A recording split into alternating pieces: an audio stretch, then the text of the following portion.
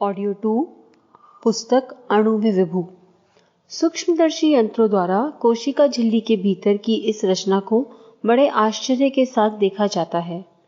यह झिल्ली कोशिका के अंदर समस्त इकाइयों की अपेक्षा अधिक सक्रिय इकाई है, किंतु उसकी सक्रियता भीतर घुसे हुए नाभिक न्यूक्लियस की इच्छा के कारण है। न्यूक्लियस ही वह चेतना और केंद्रीभूत सत्ता मानी जा रही है जिस पर कोशिका का सारा क्रिया व्यापार चलता है। यह एक अत्यंत सूक्ष्म पर विराट जगत का प्रतिनिधि है। उसी को देखकर आइंस्टाइन ने कहा था कि यह क्षितिज भी अंडाकार कर्व स्थिति में है। जब लोगों ने पूछा कि उसके बाद क्या है, तो उसने कहा, कुछ नहीं।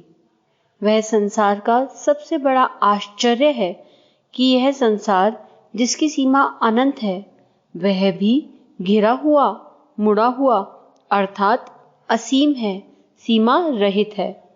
जो भी हो, हमें उस कोशिका झिल्ली का अध्ययन करना है।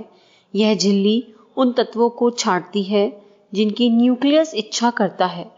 जिस प्रकार सिनेमा हॉल के गेट पर खड़े हुए चौकीदार जिनके पास जैसा टिकट होता है उसी तरह उन्हें आने देते हैं, उसी प्रकार कोशिका झिल्ली भीतर केवल उन्हीं तत्वों को जाने देती है जिसकी न्यूक्लियस इच्छा और प्रेम करता है। इस न्यूक्लियस के अतिरिक्त वहां कमजोर रेशों और अपेक्षाकृत मजबूत तंतुओं का जाल बिछा हुआ है। इन्हें क्रोमेटिन कहते हैं, क्योंकि यह रंगों को जज्ब करते हैं। जब एक कोशिका दूसरी कोशिका में विभाजित होती है तो यह तंतु ही व्यावर्तन, पृथक्करण और पुनर्विस्थापन के रूप में एक प्रकार का सामूहिक नृत्य सा करते हैं। आधुनिक नृत्यकार भी उस नृत्य की गति का मुकाबला नहीं कर सकते। यह गति बड़ी रहस्यपूर्ण होती है। यह उन चार तत्वों को क्रियाशील करने का वैज्ञानिक तरीका है जिससे नई सृष्टि की उत्पत्ति होती है। नए बालक का जन्म भी इसी विभाजन क्रिया से होता है, किंतु वह सब करने वाला पांचवा आकाश तत्व भी वहां विद्यमान है। न्यूक्लियस उसी आकाश में स्थित है, अर्थात वह किसी भी तत्व पर टिका हुआ नहीं है, जबकि कोशिका झिल्ली के अंदर गति करने वाले सभी पदार्थ परस्पर संबद्ध होते हैं। न्यूक्लियस और कोशिका परिधि के बीच वाले भाग में, जिसे साइटोप्लाज्म कहते हैं, अनेक संरचनाएं होती हैं। छोटी सघन पहाड़ियां माइटोकॉन्ड्रिया और उससे भी छोटे टीले माइक्रोकोक्स मिट्टी के कणों के बने प्रतीत होते हैं। कहीं कहीं पहले तंतु गोल्गी बॉडीज टेढ़े मेढ़े ढंग से पड़े लहराते हैं, जिससे हवा का अस्तित्व दर्शन होता है। कुछ कोशिकाओं में दूसरी वस्तुएं जैसे पिगमेंट, स्टार्च, चर्बी की गोलियां बिखरी पड़ी रहती हैं। कोश में 70% जल और इन तत्वों को क्रियाशील रखने वाले तापीय कण भी रहते हैं। इस बिंदु जगत में ही चारों तत्वों के साथ आकाश भी छाया हुआ है। वैज्ञानिक इस सूक्ष्म रचना से दंग रह गए। अपने आप से पूछने लगे, यदि कोशिका ही जीवन संरचना की इकाई है तो क्या उसके कार्य भी इकाई है? रक्त परिसंचरण के आविष्कारकर्ता विलियम हार्वे ने उसका उत्तर देते हुए कहा था, हम जो कुछ जानते हैं वह उनकी तुलना में जो अभी अज्ञात है बहुत कम है। यह वक्तव्य आज भी उतना ही सत्य है। वैज्ञानिक यह मानते हैं, कोशिका के आकाश में स्थित जगत के संपूर्ण अध्ययन के लिए 335 वर्ष की अवधि भी बहुत अल्प है। चार्वाक और नीत्शे ने तो ना जाने कैसे प्रत्यक्ष देहात्मवाद को ही सर्वस्व कह दिया। आज के वैज्ञानिक उसे एक मूर्खतापूर्ण प्रलाप ही कहते हैं। शरीर की रहस्यमय विलक्षणताएं। दृश्यमान शरीर की स्थूल संरचना तो अन्य प्राणियों जैसी ही है, पर उसके अंतराल में प्रवेश करने पर पता चलता है कि पग पग पर उसमें विलक्षणताएं भरी पड़ी हैं। इनके स्वरूप और उपयोग को जाना जा सके तो तिलिस्म के वे पर्दे उठ सकते हैं जिनके भीतर रहस्यमय सिद्धियों के अनंत भंडारगृह भरे पड़े हैं। काय कलेवर में प्रजनन क्षमता की सूत्रधार अत्यंत छोटी इकाइयां हैं जीन्स। वह आंख से दृष्टिगोचर न होने वाले शुक्राणुओं और डिंबाणुओं के अंतराल में रहने वाले अत्यंत ही क्षुद्र घटक हैं। इतने पर भी उसकी क्षमता देखकर आश्चर्यचकित रह जाना पड़ता है। यह नहीं सोचना चाहिए कि हार्मोन या जीन्स ही रहस्यमयी क्षमताओं से सुसंपन्न है। सच तो यह है कि पूरी काया ही तिलिस्मी रहस्यों से भरी पूरी है। दुर्भाग्य यही है कि हम ना तो उसकी सामर्थ्य को समझ पाते हैं और ना ही उसके सदुपयोग का ही साहस जुटाते हैं। काया का स्थूल भाग अन्नमय कोश छोटी छोटी कोशिकाओं सेल से बना है, जिसके अंदर एक द्रव्य साइटोप्लाज्म वसा में पीला सा द्रव्य पदार्थ भरा रहता है। इसके बीच में अवस्थित होता है कोशिका का नाभिक अथवा केंद्रक, जिसे न्यूक्लियस भी कहते हैं।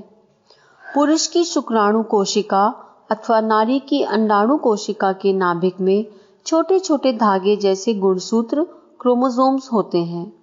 एक नाभिक में इनके 23 या 24 जोड़े होते हैं। इन्हीं से लाखों की संख्या में जीन्स चिपके रहते हैं। नए मनुष्य शरीर के निर्माण तथा उनमें अनुवांशिकीय गुण धर्मों का विकास इन्हीं पर निर्भर करता है। यह जीन्स क्या है, कैसे यह अपनी आश्चर्यजनक भूमिका पूरी करते हैं, इस रहस्य पर से विज्ञान अभी पर्दा नहीं उठा सका है। उनके संबंध में बड़ी तेजी से शोध कार्य चल रहे हैं।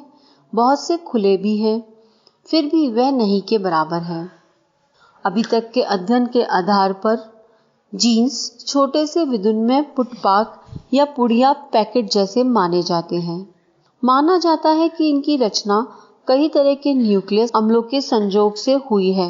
उनमें से केवल अभी 2 के बारे में जाना जा सका है। वे हैं डीएनए और आरएनए। डीएनए अर्थात डीऑक्सीराइबो न्यूक्लिक एसिड, आरएनए अर्थात राइबो न्यूक्लिक एसिड। जीन्स की संरचना के बारे में अभी तक नहीं जाना जा सका, किंतु यह जानकारियां निश्चित रूप से हो गई हैं कि शरीर के अंग प्रत्यंग की विशिष्ट रचना से लेकर अनेक परंपरागत स्वभावों, रोगों तथा गुणों के विकास की आश्चर्यजनक क्षमता इनमें है। इनके गुणों और कार्यकलापों को कैसे नियंत्रित किया जाए, यह पता विज्ञान अभी नहीं लगा सका है, किंतु यह माना जाने लगा है कि यदि जीन्स के गुणों और कार्यप्रणाली को प्रभावित किया जा सके तो आश्चर्यजनक उपलब्धियां प्राप्त हो सकती हैं। यह अन्नमय कोश के छोटे से घटक एक कोशिका के नाभिक में रहने वाले नगण्य आकार वाले विद्युन्मय पैकेट मनुष्य के आसपास के वातावरण से लेकर उसके विचारों और भावनात्मक विशेषताओं के संस्कार ग्रहण करने में समर्थ है। मनुष्य के विकास के संबंध में भारतीय मान्यता यही रही है कि उस पर अनुवांशिकता के साथ साथ बाह्य वातावरण का भी प्रभाव पड़ता है। पहले इस मान्यता के प्रति उपेक्षा बरती जाने लगी थी। यह स्पष्ट हो गया है कि अपने वातावरण तथा अपनी चेष्टाओं द्वारा व्यक्ति जिन स्वभाव गुणों को अर्जित करता है वे वंशानुक्रम से प्राप्त नहीं होते और ना ही कोई व्यक्ति उन अर्जित विशेषताओं को वंशानुक्रम के द्वारा अपने बच्चों को प्रदान कर सकता है। उदाहरण के लिए, यदि एक व्यक्ति में अनेक भाषाएं सीखी हैं तो वह उस भाषा ज्ञान को अपने बच्चों को वंशानुक्रम द्वारा नहीं दे सकता। बच्चों को भी भाषा ज्ञान की प्रचलित विधियों को ही अपनाना होगा तथा मेहनत करनी पड़ेगी। वहीं दूसरी ओर यह भी स्पष्ट हो गया है कि वंशानुक्रम का निश्चित प्रभाव संतान पर पड़ता है। अनुवांशिकी जेनेटिक्स का सारा ढांचा ही इसी आधार पर खड़ा है। यह सही है कि कोई भी व्यक्ति जंगली बेर के बीज बोकर उनसे गुलाब के फूल की आशा नहीं कर सकता। गौरैया के अंडों को सेकर उनमें से मोर के बच्चे कौन निकाल सकता है? लेकिन जिन पौधों के बीज बोए जाते हैं उनसे उन्हीं जैसे पौधे आखिर क्यों उगते हैं? चूहों से चूहा और बिल्ली से बिल्ली ही पैदा क्यों होती है? इसका उत्तर है अनुवांशिकता अर्थात नियमित वंश परंपरा, जिसके कारण ही ऐसा होता है। जो वस्तु जिस वंश की होगी उसका बीज डाले जाने पर वैसा ही फल होगा। अनुवांशिकता में काम करने का ढंग भी शामिल है और चीजों का कद तथा रंग भी। उदाहरण के लिए बया पक्षी को बढ़िया लटकने वाला घोंसला बनाना किसी को भी सिखाना नहीं पड़ता। आनुवांशिकता अपने पूर्वजों से मिलने वाली विशेषताओं का ही दूसरा नाम है। वैज्ञानिक जानते हैं कि जीवों में जो विशेषताएं होती हैं वह उन्हें अपने माता पिता से अत्यंत सूक्ष्म कणों के रूप में मिलती हैं। इन सूक्ष्म कणों को जीन कहा जाता है। हमारा शरीर बहुत सी कोशिकाओं से मिलकर बना है। जीन कोशिका का ही एक भाग है। अगर किसी वट वृक्ष की शाखा को कहीं उसके अनुकूल स्थान में ले जाकर बो दिया जाए तो वह भी मूल पेड़ की तरह फलने फूलने लगेगी। उसकी कोशिकाओं के जीन अपने पहले के पेड़ की ही भांति होंगे। ठीक उसी तरह जिस तरह किसी स्पंज के टुकड़े में वैसे ही छिद्र होते हैं जैसे उस स्पंज में थे जिससे कि टुकड़े को तोड़ा गया। अधिकांश पौधों और जीवों की उत्पत्ति नर और मादा से होती है। कुछ जीन नर से और कुछ मादा से मिलते हैं। झरबेरी झाड़ी के गुलाब तो नहीं, लेकिन ऐसा पौधा अवश्य उगा सकते हैं जिनमें एक के बजाय दो तरह के फूल हों। काली बिल्ली का बच्चा एकदम सफेद हो सकता है। यदि कोई पौधा या जानवर दो तरह की विशेषता के जीन आनुवांशिकता द्वारा प्राप्त करता है और दोनों का प्रभाव बराबर रहता है तो दोनों के मिलने से तीसरी विशेषता उत्पन्न होती है। अगर लाल गाय और सफेद रंग के सांड हो तो उनका बछड़ा ना तो सफेद होगा ना लाल, वह भूरा यानी दोनों रंगों के बीच के रंग का हो सकता है। ऐसा हो जाने के नियम की वैज्ञानिक व्याख्या आनुवांशिकता के सिद्धांत के आधार पर की जाती है। जीन ही इस आनुवांशिकता के वाहक हैं और आनुवांशिकता की बुनियादी इकाई। अभी तक किए गए परीक्षणों से यही जाना जा सका है कि व्यक्ति की शारीरिक विशेषताएं जैसे रंग, रूप, नेत्र, त्वचा, खून का प्रकार, लंबाई, ठिगनापन आदि सभी आनुवांशिक होते हैं।